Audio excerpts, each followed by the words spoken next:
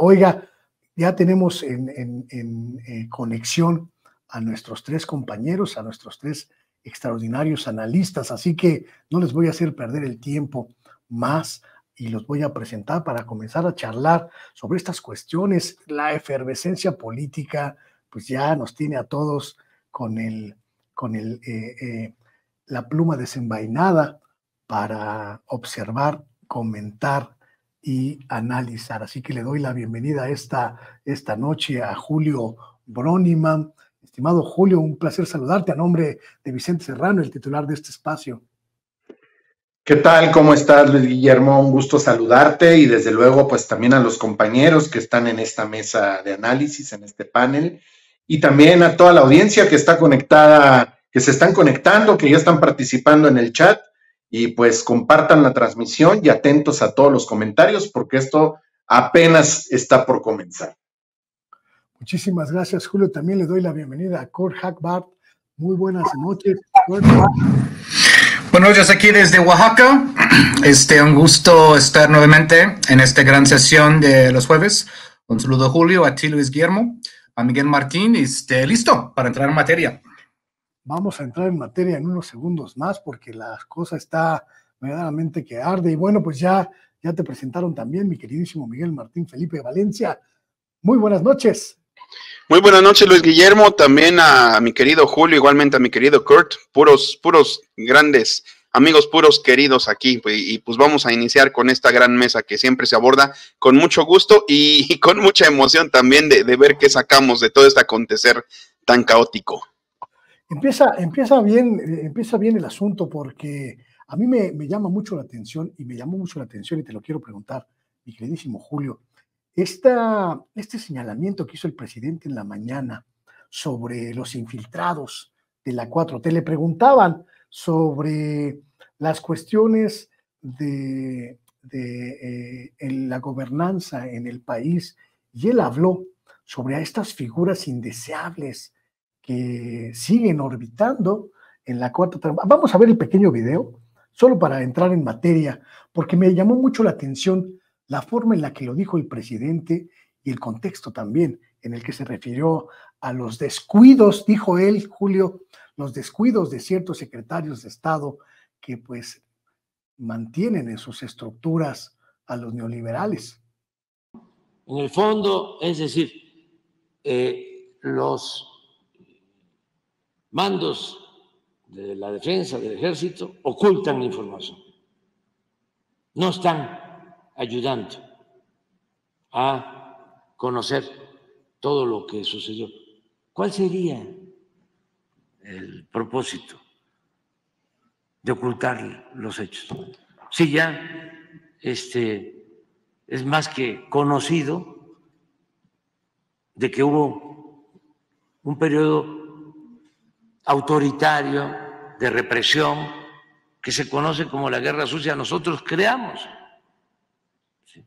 ese comité, y si lo creamos, pues cómo no vamos a entregar toda la información, que se sepa todo. No, es que hay infiltrados del conservadurismo en nuestro movimiento, y cada día que pasa encontramos nuevas cosas, porque había muchísima simulación. Eso era parte de cómo dominaba la oligarquía en el país, mediante la simulación, con la apariencia, ¿no?, de que se lucha por una causa justa, cuando en realidad no existen esas convicciones. Entonces, y hay también diferencias. Me agarraron con la seña al aire. Una disculpa. Julio, Es muy importante esto que dijo el presidente de la República, porque pues a él parece importarle mucho, significarle mucho todo lo relacionado con Ayotzinapa, todo lo relacionado con el ejército y sobre todo esta especie de idea que intentan sembrar los medios de comunicación tradicionales de que él pues se supeditó, algunos hablan incluso de sometimiento ante el ejército mexicano. El presidente dice no, eso es mentira. Pues mira, Luis Guillermo, y a toda la audiencia y a los compañeros de la mesa de análisis, este es un tema muy extenso, es un tema muy interesante y yo lo quiero abordar de la siguiente manera. Me voy a ir un poquito de lo particular a lo general, es decir, voy a partir de lo que viene siendo en sí el caso particular de la Secretaría de la Defensa Nacional, el asunto de los mandos medios y de los jerarcas de esta oligarquía que prevalece dentro de lo que viene siendo la milicia, ¿no? Debemos de entender que muchos de estos personajes que laboran y que están dentro del ejército, dentro a distintos niveles, pues no son nuevos. Muchos de ellos son militares de carrera que ya tienen muchas décadas, es decir, algunos de ellos empezaron su carrera en los años 60, en los 70, en los 80, en los 90, ingresando al colegio militar y después formando parte de lo que viene siendo el cuerpo de oficiales de mandos medios, y ahorita muchos de ellos pues ocupan puestos muy grandes dentro de lo que viene siendo la milicia. ¿A qué me refiero? A que estamos viendo que todos estos mandos, estos jerarcas del ejército, han pasado y han tenido vigencia en distintos sexenios. Hasta ahorita, este es el sexenio de la transformación, es el sexenio del cambio. Entonces debemos de entender que es normal que para muchos personajes dentro de la milicia, pues prácticamente estaban acostumbrados a las políticas, a los modos y a las formas de gobernanza y de cómo se hacían las cosas en los sexenios anteriores. Y desafortunadamente algunos de estos pues fueron juez y parte, es decir, tanto peca el que mata la vaca como el que jala la pata. También hubo mucho encubrimiento y también muchos de estos personajes del ejército se sirvieron de lo que viene siendo el nepotismo, el amiguismo, los contactos y este tipo de cosas, ¿no? Algo muy tradicional y muy típico en los sexenios anteriores. Y ahorita que se ha tratado de reivindicar, más bien no se ha tratado, se ha estado reivindicando la posición y la postura de las Fuerzas Armadas en general, no nada más del ejército, para servir verdaderamente al pueblo, pues nos estamos dando cuenta que los niveles de aprobación de alguna manera de lo que es el ejército con relación a la población civil han aumentado, cuando anteriormente muchos de nosotros sabíamos que el ejército prácticamente estaba al servicio de una serie de gobernantes. En este caso recordemos qué fue lo que hizo Felipe Calderón, que se disfrazó de militar prácticamente. De ahí es de donde le decimos y sale el apodo de Comandante Borolas, y esta estúpida guerra que simple y sencillamente alborotó lo que viene siendo el avispero por no tener una estrategia y una labor de inteligencia precisamente para hacer algo al respecto con el tema del crimen organizado, principalmente en su estado natal, Michoacán. ¿Ok?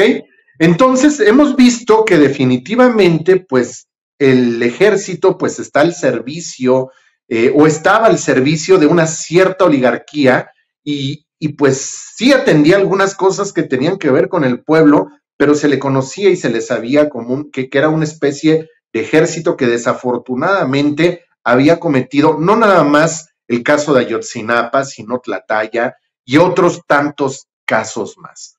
Ahora, aquí el presidente está hablando de que claro que sí hay infiltrados y hay gente que está acostumbrada al tipo de gobernabilidad, a los modos, a los usos y costumbres de los sexenios anteriores. Y es ahí donde se entorpecen ciertas, en este caso lo de los 43. Pero si nos vamos en términos generales, dentro de lo que viene siendo la administración pública en los distintos niveles de gobierno, tanto federal como estatal, así como municipal o alcaldías, debemos de tomar en cuenta que también ahí en la actualidad siguen existiendo muchos trabajadores que, obvio, es su trabajo y no se trata de que les quiten su chamba, pero es gente que tiene muchos años, no como trabajador de a pie. Me refiero, ocupan puestos o cargos muy importantes, es decir, de mandos medios para arriba. Y por lo general llevan ya así hasta más de 2 o 3 sexenios, es decir, los quitan de un lugar, los pasan para otro lado, aquí son directores, acá son subdirectores, después vuelven a ser, ocupan otro cargo administrativo, otra jefatura operativa inclusive. ¿Y qué es lo que está pasando? Pues son personajes que están acostumbrados también a ejercer la administración pública todavía a como se hacía anteriormente. Y son los que han estado obstaculizando también muchos aspectos para el desarrollo de lo que viene siendo, lo voy a repetir, la administración pública para poder avanzar. Es decir, siguen existiendo viejas prácticas administrativas dentro de todos los niveles de gobierno, prácticamente en todas las dependencias públicas, ¿no? Debemos de tomar en cuenta que muchos de estos mandos medios pues son los mismos, los cambian. Existe actualmente lo que es el famoso servicio profesional de carrera, es decir, ahí un jefe de departamento o un subdirector concursa por ese puesto. ¿Y qué es lo que va a suceder? Está en una dependencia pública, el día que le den las gracias, lo ponen a disposición de la Secretaría de la Función Pública o del área de personal de la Secretaría en la que está, y simple y sencillamente lo vuelven a recolocar en el mismo nivel, pero en otra área del gobierno. Por una parte, suena interesante, pero ¿qué es lo que ha estado generando? Que se van llevando los viejos vicios de un lugar a otro y a otro y a otro. El tema sindical, los charros en los sindicatos y muchos otros personajes que trabajan dentro del gobierno que creen que el puesto que tienen es gracias a un personaje dentro de la política que de alguna manera los recomendó para que estuvieran ahí, ¿no? Y eso es algo muy lamentable porque es gente que está completamente ajena a lo que viene siendo tanto la revolución de las conciencias como lo que viene siendo el humanismo mexicano. Y bueno, ya si nos ponemos a hablar de otras cosas, definitivamente las desconocen. Es gente que está ejerciendo esos cargos por conveniencia, por una conveniencia personal, pero no por una convicción de ser un servidor público, un servidor de la nación. Ese es mi comentario.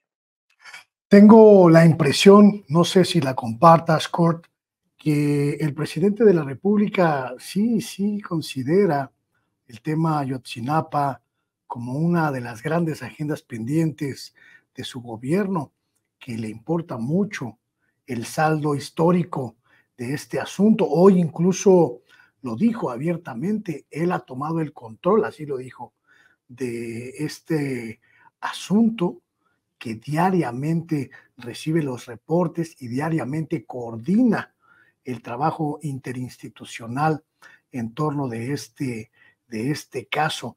Y me parece que esto pues lo lleva a considerar que el caso Ayotzinapa puede ser uno de los elementos que evalúe históricamente su paso por la presidencia de la República. ¿Cómo lo ves tú?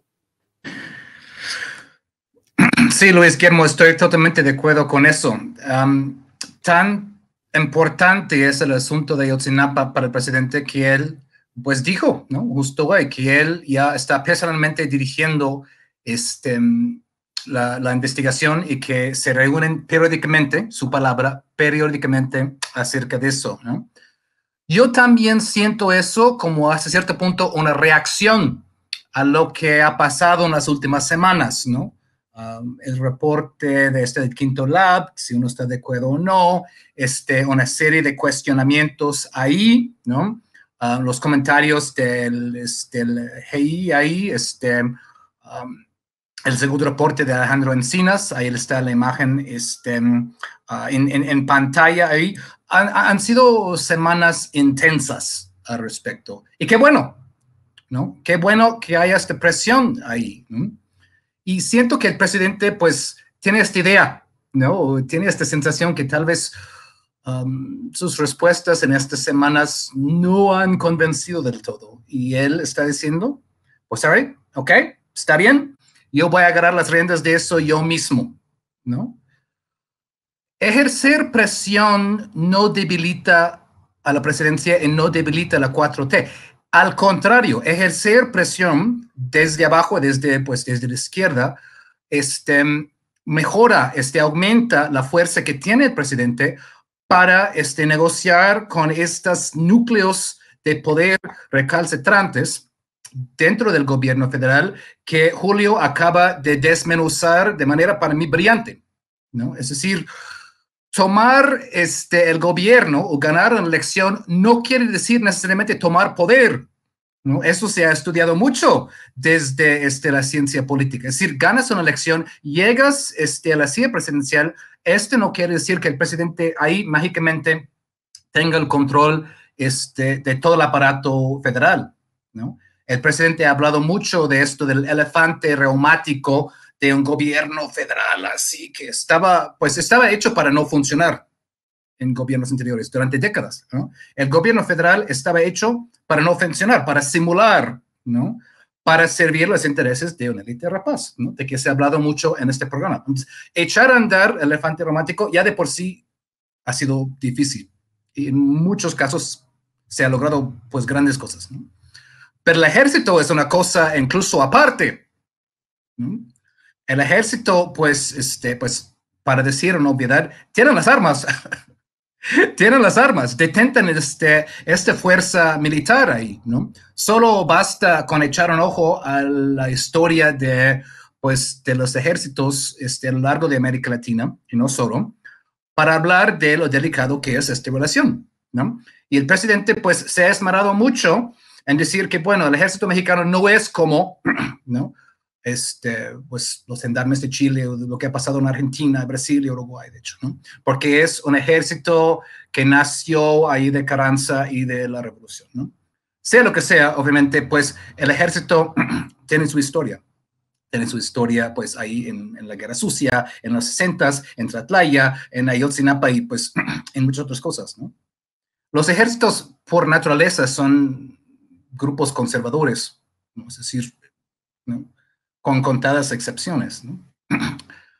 Entiendo que cuando el presidente llegó al poder con el gobierno federal hecho un desastre, la Policía Federal con la historia de García Luna, pues totalmente comprometido con el crimen organizado. Ni hablar de los policías estatales y locales. Es decir, no entró en el poder con la situación ideal. Como bien he dicho, en muchos casos, pues la política es escoger entre inconvenientes. Aquí ha dependido mucho del ejército, precisamente porque, pues, en ciertos casos era el único elemento del gobierno federal que podía llevar a cabo el programa que él quería llevar a cabo.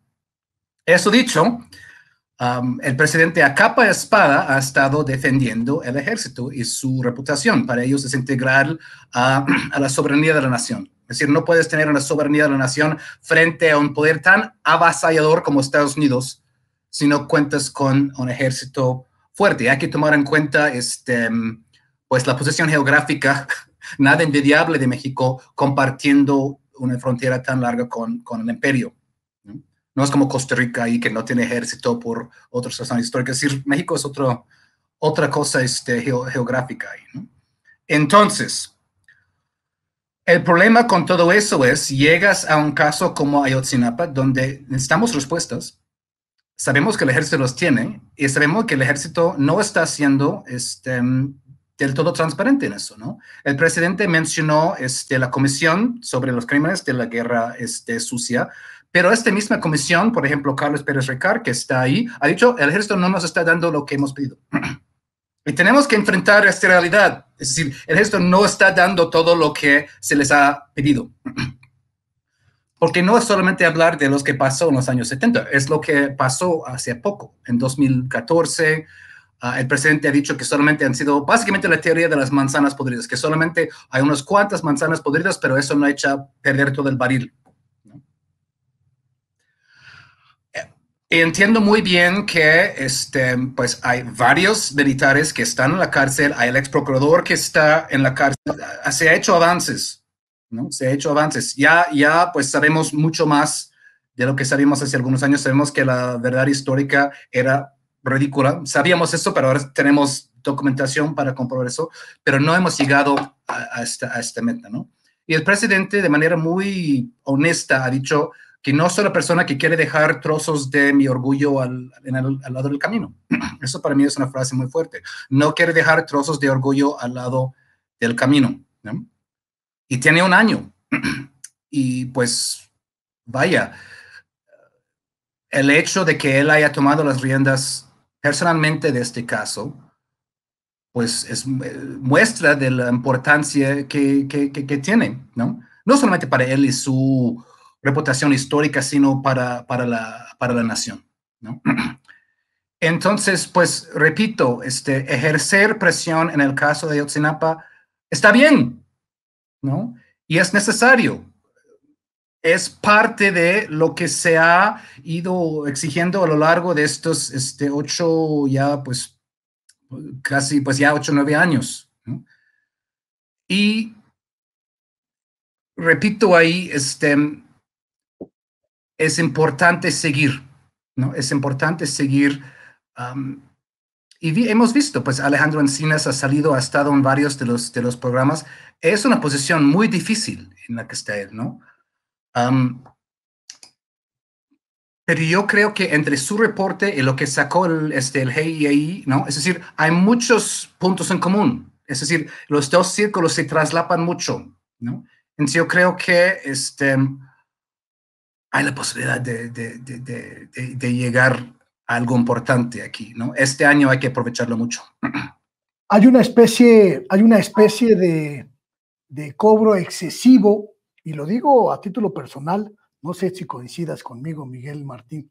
Hay una especie de cobro excesivo al presidente de la República en su relación con el ejército mexicano. Un cobro excesivo que pues pretende hacernos creer que el presidente claudicó de sus convicciones, que el presidente se traicionó a sí mismo al acercarse al ejército, que el presidente está incumpliendo con su palabra y con su historia personal y política al ser institucional con el ejército mexicano. Y me refiero principalmente a esta especie de escándalo mediático que se desató ayer por la entrega de una de las tantas preseas a uno de los tantos directivos del Colegio Militar que entregó el presidente de la República en la ceremonia protocolaria del aniversario número 200 del Colegio Militar. Como si el presidente no tuviera derecho a ser institucional y a ejercer su cargo de comandante supremo de las Fuerzas Armadas, y que su papel, lo veo y lo interpreto así, según estos medios, tendría que ser el de pues condenar al ejército, postrarlo, confinarlo, desaparecerlo incluso, para beneplácito de estas voces, una especie de sobreprecio que no sé si sea justo con la historia, pero sobre todo justo con el papel que ha ejercido el presidente López Obrador y su relación con las Fuerzas Armadas en este sexenio. Pues mira, Andrés Manuel López Obrador es una persona que se ha dedicado a romper paradigmas, se ha dedicado a romper esquemas y que no va a tener contento a nadie en ese sentido. No es una persona de izquierda totalmente tradicional, no es una persona que tenga que seguir los cánones, no tendría por qué, no tiene por qué apegarse a los cánones, y de hecho en el camino han ido quedando atrás muchas personas que consideran, él no es verdadera izquierda, no es la izquierda que yo esperaba, no es el Andrés Manuel de 2006, pero en este romper esquemas lo hace de una manera sumamente inteligente, lo hace de hecho pues desde una perspectiva juarista. Recordemos que él, digamos, para gobernar se basa sobre todo como estadista en el presidente Benito Juárez. Él lo ha dicho que es su figura, que es su faro y que ha sido el mejor presidente de México según sus parámetros. Entonces Juárez también, si algo tuvo precisamente, pues fue pues a su facción del ejército, digamos, de lado, pero porque eran tiempos de guerra, porque eran tiempos de defenderse contra los conservadores en esa guerra de reforma y posteriormente en la invasión, ¿no? En la intervención francesa que derivó en el Segundo Imperio Mexicano. Bueno, sí, en el Segundo Imperio Mexicano, pero no con sabor mexicano, sino hecho por extranjeros, que es lo que quisieran instaurar ahorita, ¿no? Y en el camino se quedan muchas personas que dicen que no es verdadera izquierda, por ejemplo, pues tomemos hoy a los que salieron raspados, ¿no? A Aristegui y a Julio Astillero, que tienen todo mi respeto, por supuesto, en particular Julio Astillero, a quien sigo desde hace muchísimos años, que cuando yo estaba estudiando periodismo, pues era de cajón leer su columna, al menos para mí, otros pues igual y no lo tenían como un modelo a seguir, pero para mí sí lo fue, esa vena literaria del periodismo, esa vena contestataria, pero no se adaptó a estos tiempos, y entonces pues ve al presidente ahora como una figura antagónica, porque es de aquellos que consideran que hay que estar incomodando al poder nada más por sistema, ¿no? Nada más por pura naturaleza, pero no de una manera consciente. Entonces, pues muchas personas esperan del presidente ciertos parámetros, ciertas cosas que quieren que les cumpla, pero ¿cuál ha sido tal vez un error a lo mejor inconsciente de los gobiernos de izquierda, precisamente de muchos gobiernos de izquierda en Latinoamérica? Pues marcar su distancia del ejército, y el ejército es el que llega a dar el golpe de estado, es el que se alía con intereses extranjeros, que eso es lo más peligroso y lo más aparte importante de este asunto, que nosotros tenemos junto a Estados Unidos. Imagínense si en Chile fue propicio para ellos, estando tan lejos de Estados Unidos, pero se dejaron infiltrar y se dejaron manipular por intereses extranjeros, precisamente, pues aquí sería mucho más fácil, habría muchos más elementos, y tenemos a mucho panista vendepatrias, a mucho panista agachón, a mucho panista de banderita de Ucrania y de Israel en este momento, ¿no? Que ellos estarían dispuestos a vender la patria, estarían dispuestos a mandar otra junta de notables ante otro Maximiliano para ofrecerle el trono del país. Entonces, considero que el presidente, esto es parte de la estrategia, tener al ejército, primero, tener al ejército cerca, porque sabe que es lo que no se puede corromper para mantener este régimen. Para que funcione la Cuarta Transformación, no se puede corromper, no puede haber ningún asomo de que el ejército se corrompa o se venda a otros intereses que no sean los de la nación. Y más allá de que precisamente los panistas anden diciendo que tiene cooptado al ejército y que el ejército tiene que estar al servicio de la nación, pues la nación es el pueblo. Y otra cosa que a lo mejor quiere mostrar el presidente, algo que siempre se ha dicho, que el ejército es pueblo uniformado, que no debemos de olvidar eso. No son extraterrestres, no son otra raza, no son una rama que se escindió del Homo sapiens sapiens. Siguen siendo Homo sapiens sapiens, siguen siendo mexicanos, que por muchas circunstancias son parte de una jerarquía con ciertas condiciones. Entonces, hay que tenerlos cerca, hay que tenerlos de cierta manera, pues hasta contentos, pero también hay que mostrar que con la guía adecuada, con la dirección adecuada, pueden no ser asesinos, con la dirección adecuada pueden no ser represores, y es lo que hemos visto en este sexenio. Y por ejemplo, de entrada, pues la libre manifestación, incluso, por ejemplo, de la famosa Ola Rosa, ¿no? ¿Cómo vimos la Ola Rosa? ¿Cómo vimos esas famosas organizaciones de la sociedad civil llenas de gente privilegiada, abarrotando las calles de la Ciudad de México y de algunas otras alrededor del país? Pues no recibieron ni un toletazo, ni un macanazo, ni un grito, nada de nada, absolutamente nada. Y así debiera ser siempre, así debió haber sido siempre, pero eso lo está mostrando el presidente, está mandando ese mensaje. A veces para eso es el ejército, simplemente para no reprimir. Aunque parezca un sinsentido, pero el ejército es para no reprimir, y el presidente lo está mostrando de esa forma. Y no es que se esté, porque hay muchos columnistas que ahorita están elucubrando, ¿no? Haciendo unos guiones terroríficos de que está preparando al ejército para tenerlo de su lado en caso de no acatar el resultado de las elecciones.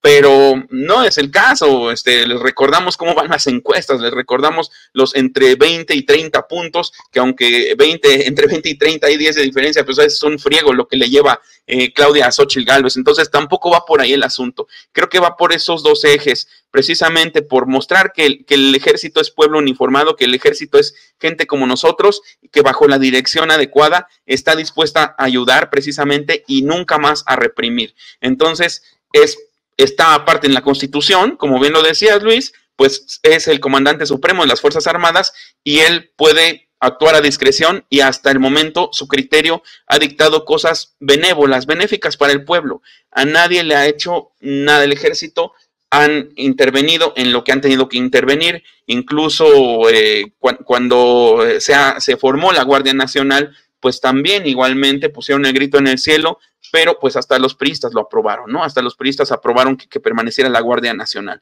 Entonces, pues tampoco es que seamos un país de marchas, ¿no? De honores militares, no, tampoco, no nos satura con eso el presidente, solo nos está cambiando un poco la percepción a través de dirigirlo de otra forma y está haciendo valer pues esa condición de comandante supremo, pero creo que estamos en el proceso de saneamiento del ejército como cuerpo, de su imagen ante la opinión pública y también pues ante la historia, ¿no? Está cambiando todo ese tipo de cosas y que obviamente pues a muchas personas que tenían su propia idea de la izquierda, pues nunca les va a gustar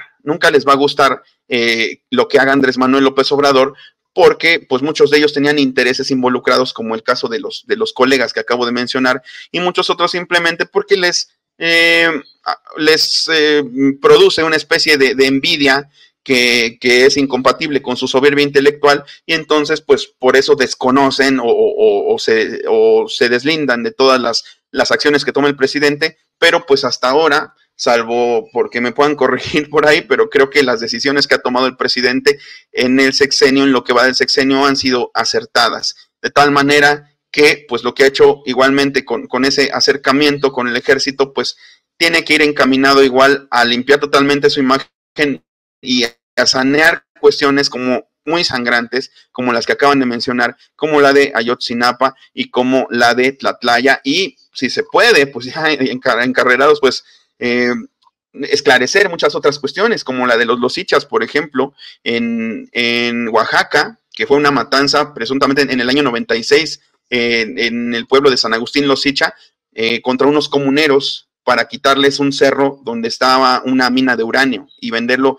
a empresas extranjeras, o bien Aguas Blancas, que fue muy famoso, o bien Acteal, donde no les importó abrir fuego contra los niños, ¿no? Para empezar ahorita, eso es bien importante, bajo los sexenios y sobre todo bajo los sexenios del PRI, operaban grupos paramilitares.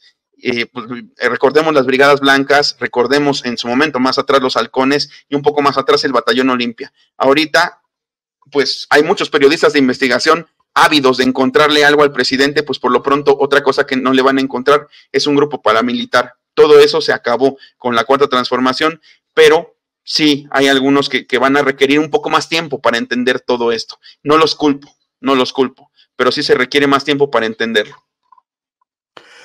Quiero cambiar un poco el tema, si ustedes me lo permiten y si están de acuerdo en ello, porque mañana Morena va a tomar pues una serie de definiciones sumamente importantes que hay que analizar y hay que establecer como punto de partida de lo que será la disputa 2024, Julio. Mañana el presidente del partido va a anunciar lo que se puede llamar las ternas definitivas de las nueve candidaturas, las 9 gubernaturas en disputa para 2024. Hoy los comités estatales entregaron ya las evaluaciones de las diferentes personalidades que se sumaron a las convocatorias regionales, y mañana Morena pues va a dar a conocer lo que podríamos llamar los finalistas de cada una de estas 9 contiendas. En algunos casos la efervescencia está llegando al máximo, como en el caso de la Ciudad de México. En otros casos, pues parece que todo está ya mucho más cantado, como en el caso de Veracruz, y en otras entidades, pues parece que Morena ni siquiera podría tener figuras de peso. o de carácter significativo como Chiapas. ¿Cómo ves este escenario, estimado Julio? Pues definitivamente esto hay un espectro muy amplio en este tema, porque de alguna manera nos quedamos como muy con la idea o nos clavamos demasiado con el asunto de no me gusta llamarlo como tal, bueno, así con esta palabra, de los candidatos, bueno, de las corcholatas, como se les conoce comúnmente ya, en los meses pasados, pues todos de alguna manera y la gran mayoría estábamos al 100% enfocados en ese tema. Y fíjense que yo en lo personal también en algunas charlas, en algunas tertulias, en algunos espacios también ya había platicado de esto al respecto, y yo lo que decía, espérense tantito, porque esto es el principio, esto apenas está por comenzar, esto apenas se va a poner buena la cosa. ¿Por qué? Porque las elecciones que vienen para el 2024 efectivamente van a ser unas de las elecciones más votadas, más concurridas en cuanto a alternativas y a opciones. Es decir, ¿cuántos estados de la República van a estar ahora sí en proceso de elección de un gobernador, de sus gobernadores? Ahora, ¿cuántas dentro de estas entidades federativas e inclusive otras entidades federativas, cuántos municipios o cuántas alcaldías?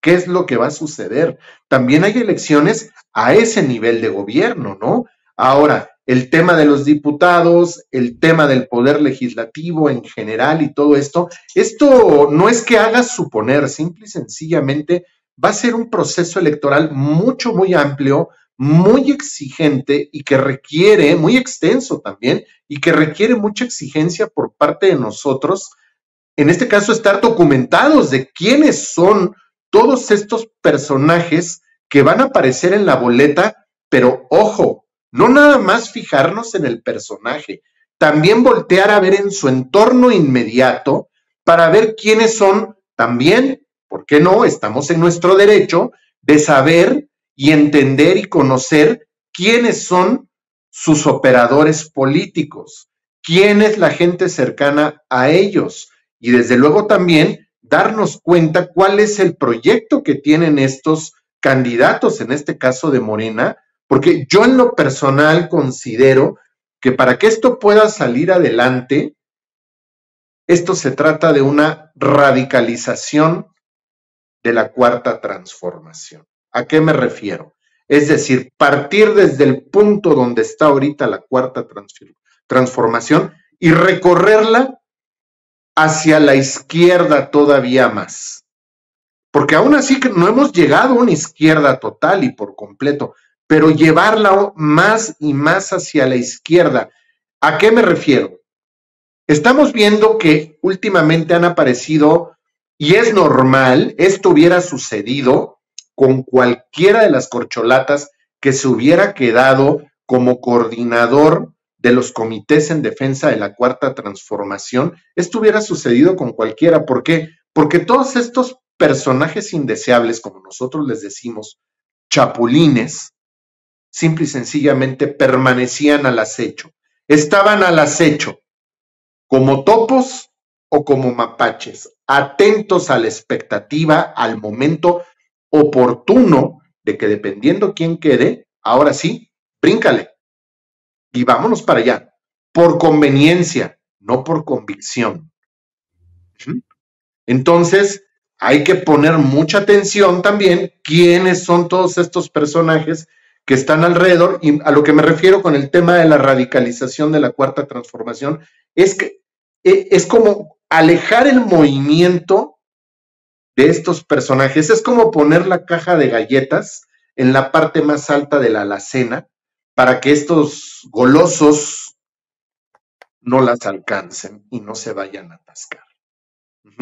Entonces, sí debería de recorrerse todo esto un poquito más o mucho más hacia la izquierda, pero tomando en cuenta, repito, quiénes son estos personajes que están alrededor, no nada más quiénes son los aspirantes a las gobernaturas, quiénes son las personas que están cercanas a ellos, entender cuáles son sus intenciones, quiénes son los que con quiénes se han estado rodeando para saber y poder tomar, para que el electorado, en este caso en los estados, puedan tomar la mejor decisión. Así como nosotros lo hemos estado haciendo aquí, observando muy de cerca y analizando y razonando qué es lo que está sucediendo, por ejemplo, con Clara Brugada, con Harfush, con Gatell y con esta Mariana, inclusive, que ahí están los 4. Entonces, esto requiere por parte de nosotros un análisis y conocer quiénes son ellos, cuáles son sus propuestas y también quiénes son los que están alrededor, ¿no?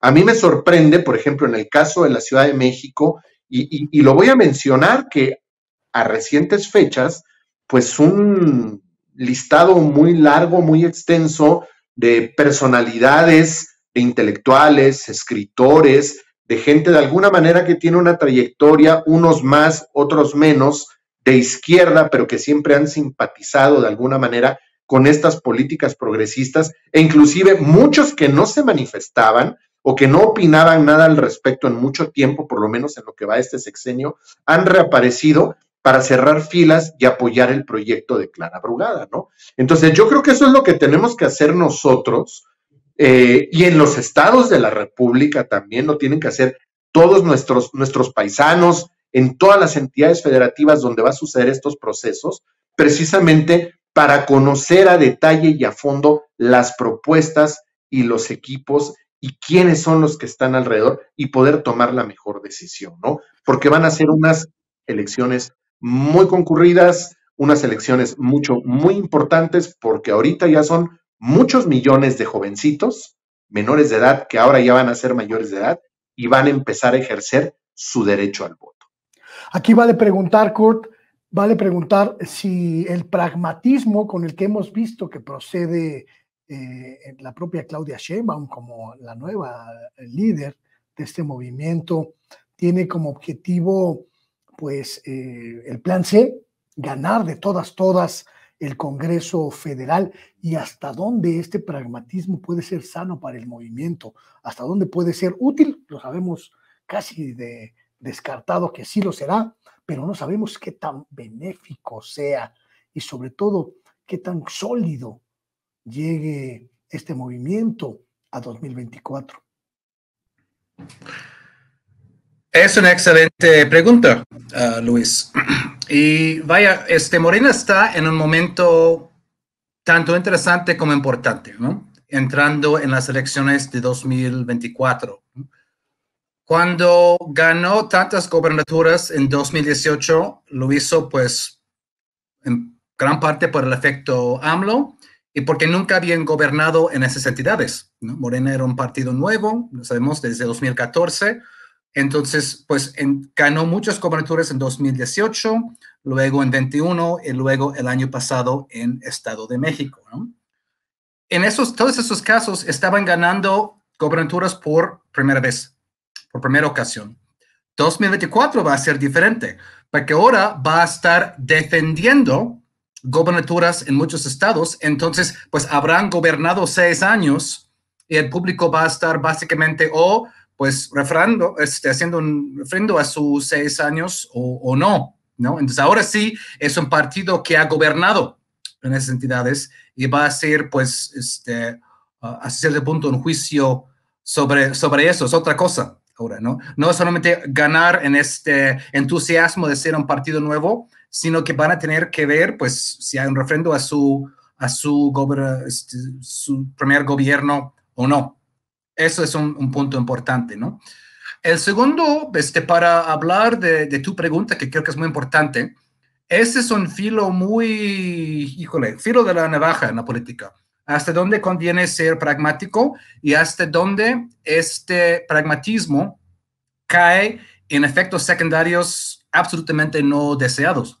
Claro, si pues Morena quiere ganar el plan C, la mayoría calificada de 2/3 partes, necesita tejer alianzas. No hay de otra, ¿no? Y según las encuestas, hasta ahora, nunca me gusta hablar de encuestas antes de la elección demasiado, pues incluso hay la posibilidad de que Claudia gane por amplio margen, y a ver si esto también se traduce en la misma cantidad de escaños. Entonces hay que tejer alianzas. Ok. Pero les voy a dar un ejemplo de donde esto puede ser contraproducente, ¿no? Yo estoy aquí basado en Oaxaca, ¿no?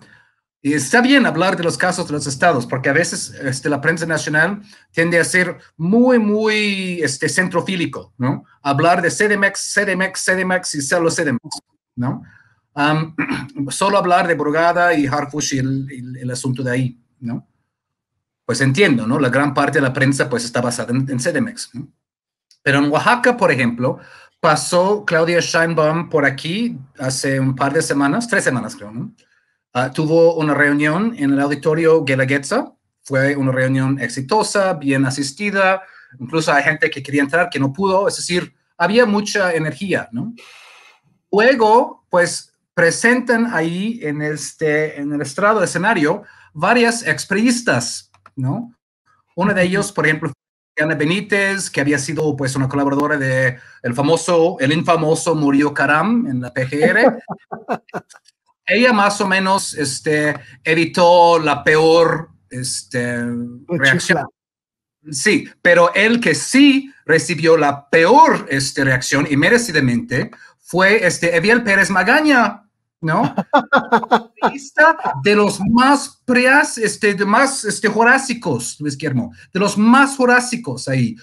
Él fue colaborador de Ulises Ruiz, Dios nos ayude, ¿no?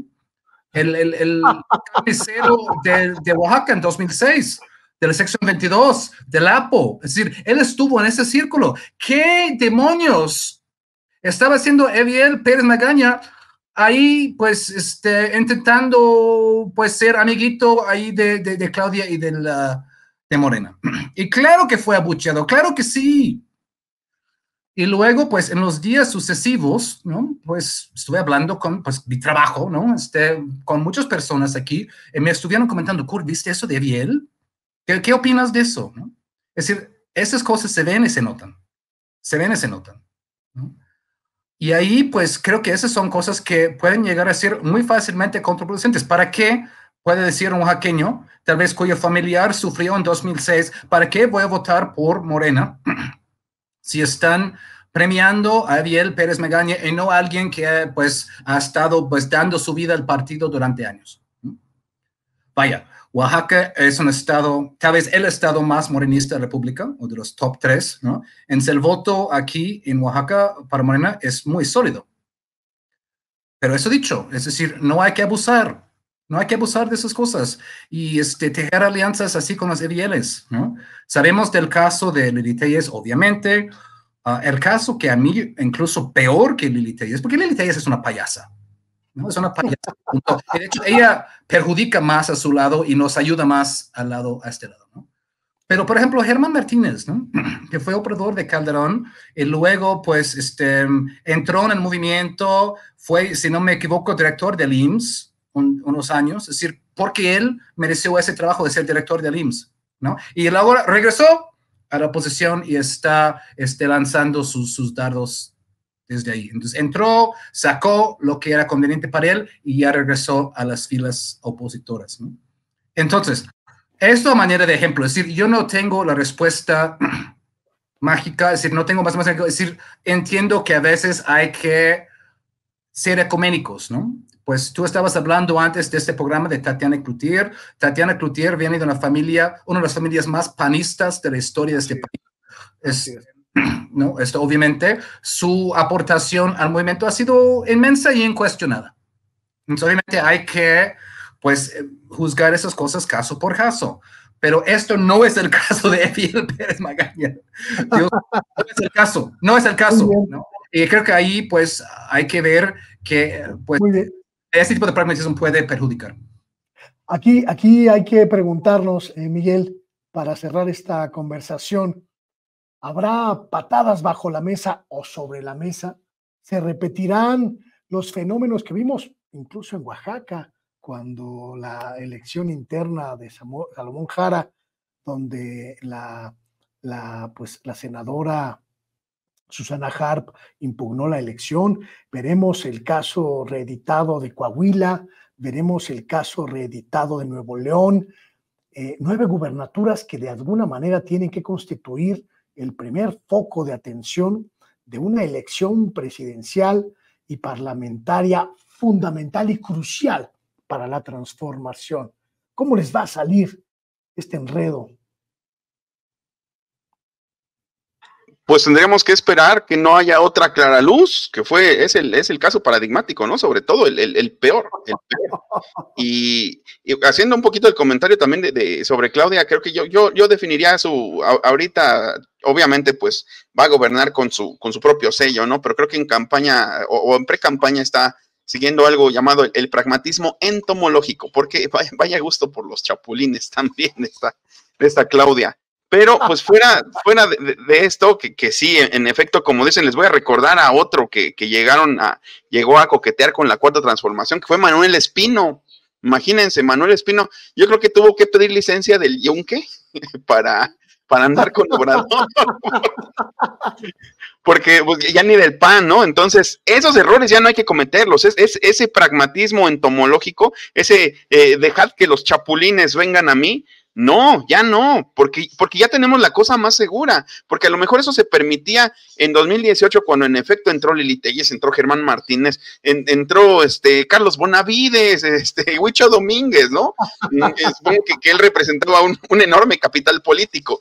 Entonces, pues lo que hay que hacer es ser llamas ecuánimes, no dejarse seducir por gente que tiene muchos seguidores, por gente que puede arrastrar multitudes, porque también entró Sergio Mayer, por ejemplo, acuérdense, hay que aprender de esos errores, no más Sergio Mayer, no más Manuel Espino, no más Lili Telles, no más Germán Martínez, hay que tener ya bien claro que ahora también tenemos que cuidar la imagen, porque antes el electorado, o más bien el pueblo iba con esperanza, ahora viene con exigencia también, porque ya vio su esperanza cristalizada, pero ahora viene con la exigencia de que las cosas deben seguir igual o mejor, y una cosa a mejorar es no andar metiendo indeseables, ni para carguillos por ahí sueltos, que luego se puedan voltear y fichen por el PAN, como Lili Telles, ni tampoco para cosas tan delicadas como una gubernatura, como fue el caso, por ejemplo, de Clara Luz. Entonces, ese tipo de cosas hay que cuidarlas totalmente, porque no tenemos ninguna necesidad. Ya no tenemos ninguna necesidad. Se tenía en el 2018 porque no estábamos seguros, porque había zozobra, porque sabíamos que el establishment, que el sistema iba a golpear con todo lo que tuviera, pero ahorita ya no. Creo que nos podemos dar ese pequeño lujo de ser selectivos, de no andar cometiendo ese tipo de errores. Fíjense, yo también tengo un caso paradigmático de lo que ha estado sucediendo y que ya no tiene que pasar. Aquí en Nesa también. Aquí en Nesa estaba el grupo del cacique Juan Hugo de la Rosa, que él venía pues de Héctor Bautista, y él gobernó y su gente estuvo gobernando en general, han estado gobernando por más de 12 años, 15 años aquí en Nesa. Había aquí un grupo pues de fundadores que eran los indicados para que de ahí salieran los cuadros para gobernar Nesa, o bien para postularse en Morena, y Juan Hugo de la Rosa, pues su gobierno siempre fue perredista. Pues mágicamente, de un día para otro, Mario Delgado viene y estrecha manos con Juan Hugo de la Rosa, y toda su organización, toda su operación política se pone al servicio de Morena. Y entonces esos perredistas, pues ahora son los morenistas que pusieron aquí, pues ganó legítimamente Adolfo Cerqueda, que la verdad, dicho sea de paso, él no tiene la culpa, él lo está haciendo muy bien, considero yo como ciudadano de Nesa, lo está haciendo muy bien. Y veo otro fenómeno bien interesante, que los fundadores aquí, por ardidos, están difundiendo en las redes. Hay que calificar con lo más bajo a Adolfo Cerqueda, solo por ardidos, solo porque no quedaron ellos. No atendiendo a que si está gobernando bien o está gobernando mal, sino solo porque les quitó el poder. Porque les quitó el poder, entonces actúan casi como panistas. Casi van a decir que Nesa es un desastre, solo porque no quedaron ellos. Entonces, ese es otro fenómeno que también hay que cuidar, porque esto genera encono. Cuando no se sigue la lógica, cuando no se sigue el camino que es el natural, no vamos a decir que el predestinado, pero sí el que lleva la lógica del contacto con el pueblo, del trabajo en territorio, y de repente llegas y está otro que probablemente hasta viene de un partido que ni es el tuyo y que ni son fundadores.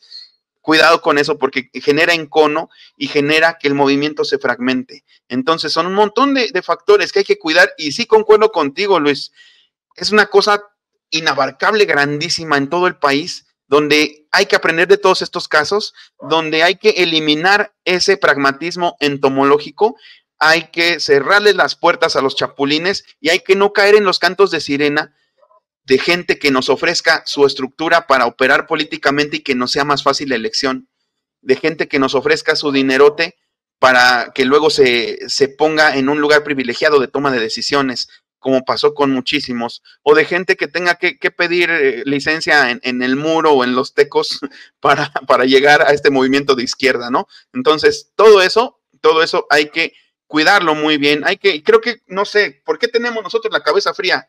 ¿Y por qué en la dirigencia de Morena no la tienen? No entiendo todavía. Creo que tenemos que platicar un poquito. Creo que tenemos que sentarnos a tomar un buchecito de mezcal y platicarlo muy bien. Porque, pues eso es a todas luces y el pueblo lo demanda. El pueblo lo demanda. Entonces, no hay que traicionar al pueblo. Esa es una de las máximas de Andrés Manuel López Obrador. Nunca traicionar al pueblo.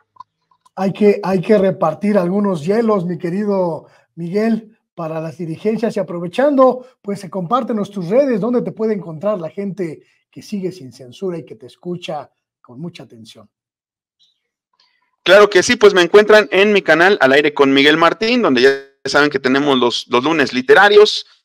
Por cierto, este próximo lunes a las 4 de la tarde vamos a estar ahí haciéndole compañía, haciéndole mosca un poco a Manuel Pedrero en la Feria del Libro a las 4 de la tarde. Tal vez no subamos a podio, pero sí ahí vamos a estar a un ladito en el Foro Pancho Villa, en una mesita, firmando libros. José Alfredo Gutiérrez Falcón, Ramiro Padilla Atondo y su servidor. Ahí vamos a estar en un evento en contacto con el pueblo precisamente, y pues ahí nos tomamos unas fotos y compartimos algunas risotadas. Y pues ya saben que también me pueden encontrar en esa red social ex, antes Twitter, como @MiguelMartinFe, en Facebook como Miguel Martín Felipe Valencia, y leer mis escritos tanto de cultura como de política en Regeneración MX y en Los Reporteros MX. Muchas gracias y un abrazo a toda la mesa, todos muy queridos. Muchísimas gracias, Miguel. Kurt, igualmente tus espacios donde puede la gente entrar en contacto contigo.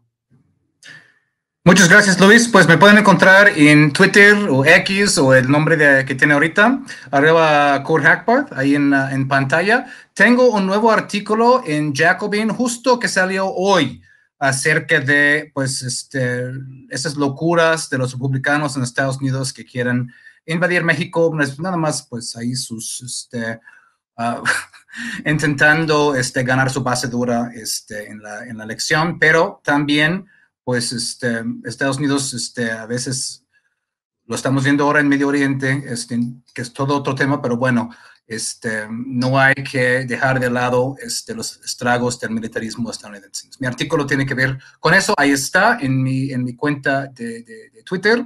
También tengo mi cuenta mi columna en la revista Sentido Común. Y pues no se olviden de nuestro esfuerzo literario, Matanga Taller Editorial. Ahí estamos en todas las redes promoviendo autores de cuento y novela aquí del sur. Muchas gracias. Muchísimas gracias, mi querido Kurt. Y finalmente, Julio, igualmente tus espacios. Pues bueno, primero que nada, pues muchas gracias por la oportunidad de estar en esta mesa de análisis aquí en Sin Censura, con toda la familia Sin Censura. Un gusto, como siempre, alternar en este espacio contigo, con Vicente también, con Kurt, con Miguel Martín. Desde luego, pues siempre se pone muy buena la plática. Y bueno, pues un saludo y un abrazo a todas y a todos los que estuvieron atentos en la transmisión y que van a seguir porque el programa todavía va a continuar. Y bueno, a mí me pueden encontrar ahí en X, antes Twitter, como @César_Bron. Muchísimas gracias, Julio. Muchísimas gracias, Kurt, Miguel. Como siempre, muchísimas gracias por su tiempo, por su sapiencia, por su análisis a nombre de Vicente Serrano, titular de este espacio. Y usted, que nos acompaña en esta mesa, en esta primera parte de Sin Censura Nocturno, quédese, viene a continuación la mesa de investigación de Contralínea y Sin Censura, una charla que tuvimos hace un ratito apenas con nuestro colega Sósimo Camacho, que habla de dos temas sumamente vigentes, sumamente vivos y quizá dolorosos. Quédese, es una mesa que en particular me gustó mucho por la profundidad de esta conversación. Y después, Vicente Serrano viene con una entrevista que a usted no le va a dejar indiferente. Quédese, ya sabe, si quiere irse a otro espacio, váyase a los otros canales de Sin Censura Televisión, que ya conoce usted muy bien. Sin Censura TV, Sin Censura Presenta y Sin Censura Media o Media. Ahí vamos a seguir la transmisión y también a las diferentes redes sociales de este espacio, de este canal. Usted las conoce también muy bien. En Twitter estamos, o ex Twitter más bien, @ Vicente Serrano, en Threads, Sin Censura Vicente Serrano, en Instagram, Sin Censura Vicente Serrano, y en Facebook, Sin Censura TV. Donde sea que nos vea, comente, opine, háblenos. Esto es importante para nosotros, escucharle, entenderle, atenderle. Continuamos.